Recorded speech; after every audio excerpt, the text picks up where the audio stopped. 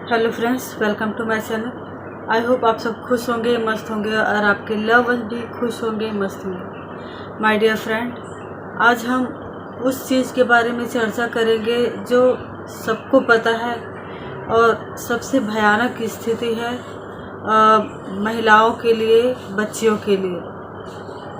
हम चाहे कितना भी आगे बढ़ जाए, हमारा समाज आगे बढ़ जाए, हम 21वीं सदी में पहुंच जाए, लेकिन आज भी कई जगहों पर देखा जाता है कि लड़कियों के जन्म पे, बच्चियों के जन्म पे लोग खुश नहीं होते, उनकी स्वागत नहीं करते। और बेटियों के जन्म पे लोग अक्सर देखा जाता है कि उदास हो जाते हैं, क्योंकि बेटी किसी को चाहिए नहीं। हर जगह बेटियां अपने आप को हर क्षेत्र में साबित कर रही हैं, अपना बेहतर प्रदर्शन कर रही है। वो किसी भी मामले में बेटों से कम नहीं है। फिर भी सोच जो लोगों की बनी हुई है वो आज तक नहीं बदली है।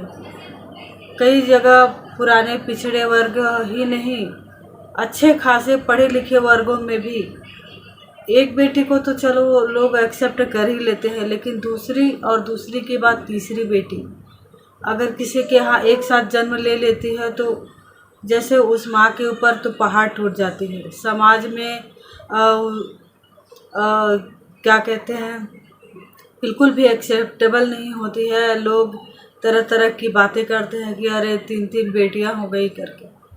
ये अक्सर ऐसी सोच, ऐसी धारणा लोगों की बनी क्यों है?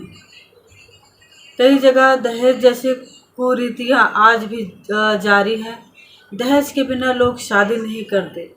आप सोच के देखिए कि एक पिता जीवन भर अपनी बेटी को उसके जन्म से लेके 20 साल की उम्र तक पालता है, पढ़ाता है, लिखाता है, उसकी सारी ज़रूरतें को पूरा करता है। एक बेटी एक बाप के लिए उसकी पूंजी होती है। अपने जीवन का बहुमूल्य धन से, प्रेम से उसने अपनी बेटी को पाला पोसा होता है, और एक दिन उसी को किसी और के घर विदा करना पड़ता है। चाहे बेटियां किसी भी क्षेत्र में कितना भी सक्षम क्यों ना हो, लेकिन ये चीज़ें कभी ही बदल नहीं रही। इसका कारण सिर्फ ये है कि ये दहेज प्रथा जो है हमेशा से चली आ रही है, आज तक चल रही है। बड़े से बड़े अच्छे खासे घरों के लोग, पढ़े लिखे लोग भी दहेज लेने से कतराते नहीं हैं, क्योंकि वो भी अपनी बेटियों की शादी में दहेज दे चुके होते हैं। इसलिए वो भी दहेज आसानी से मांगते हैं और लेते हैं।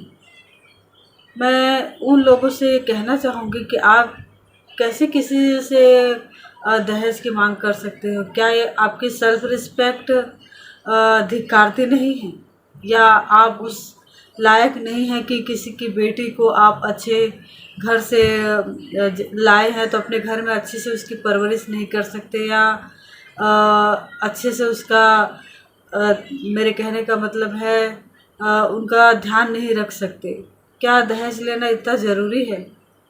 माय डियर फ्रेंड, हर इंसान को इस बारे में गहराई से सोचनी चाहिए। दहेज लेना आज तक जारी है।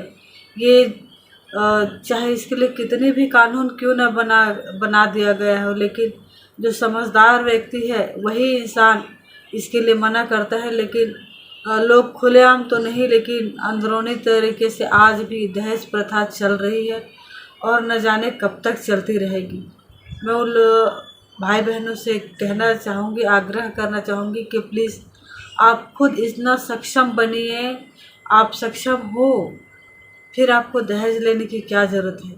किसी बाप ने अपनी जीवन भर की पूंजी लगाकर अपने प्यार से पाली हुई पढ़ी लिखी बेटी आपको दिया है, उससे बड़ा आपको और क्या चीज़ चाहिए?